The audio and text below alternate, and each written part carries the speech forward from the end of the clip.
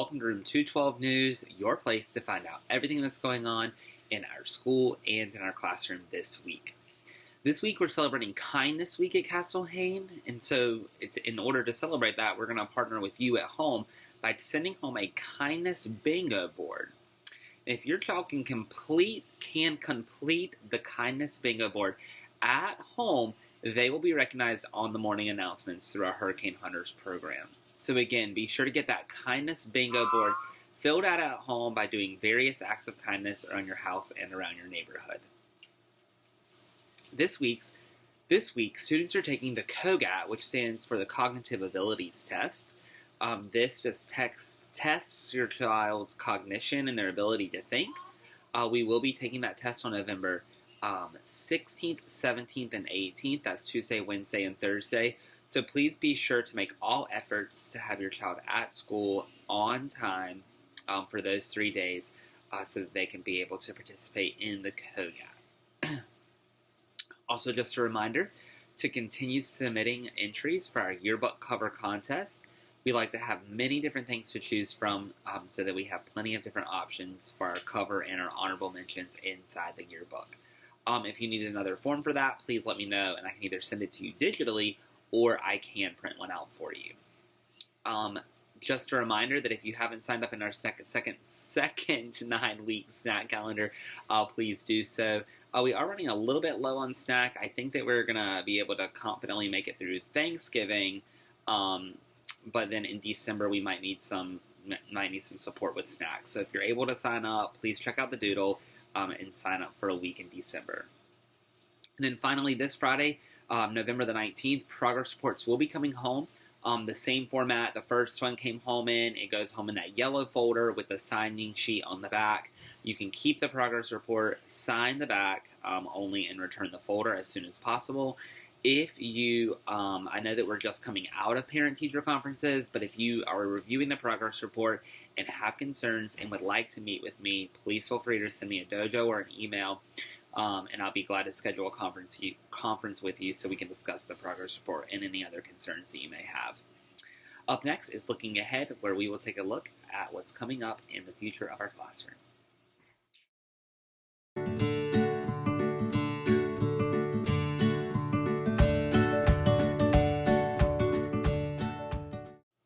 The only thing that I want to bring your attention to for the future is the upcoming Thanksgiving break.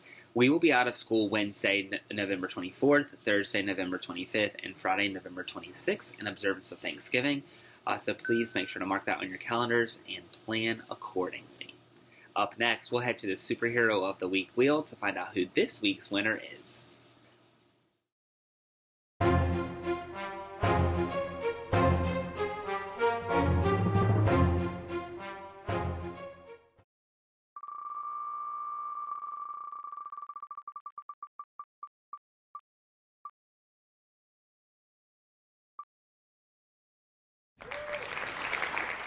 A big congratulations to Treasure. Treasure is this week's Superhero of the Week. Treasure does a fantastic job in our classroom, staying engaged, paying attention, and being sure to put her best foot forward always. We're so proud of Treasure and all of her accomplishments that she has completed in our classroom so far this year. Up next is Curriculum Corner, where we will find out everything that we're going to learn in the classroom this coming week.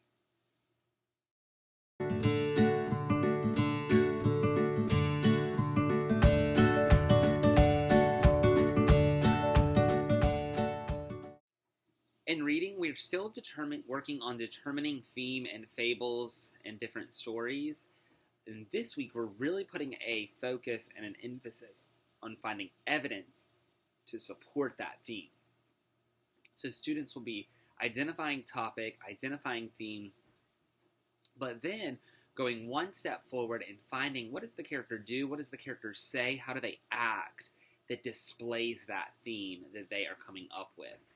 Also this week, we're going to be doing a little mini unit on characters and how characters can change from one story to the other. That will be taught by our field student, Ms. Phillips, at the end of the day. In math, we're spending our math block this week doing the COGAT, but in the meantime, when we're not doing the COGAT, we will be continuing to practice adding and subtracting 3-digit numbers.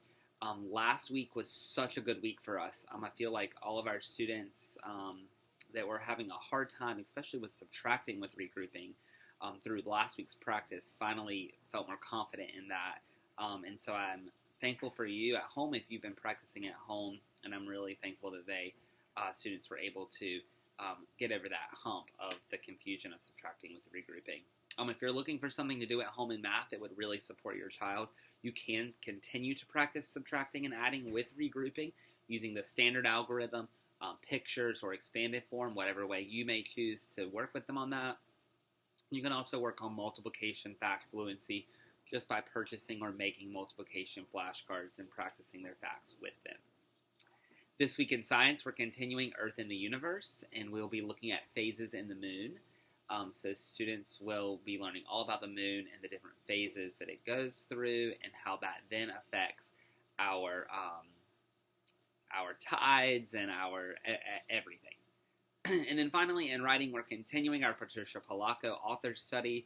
Students have selected what memory they're going to write about, and we will begin crafting those stories this week. Thank you so much for tuning in to this week's episode of Room 212 News. If you ever have any questions, comments, or concerns, please feel free to reach out to me via dojo, email, or phone call. If not, we'll see you right back here next week for another episode of Room 212 News.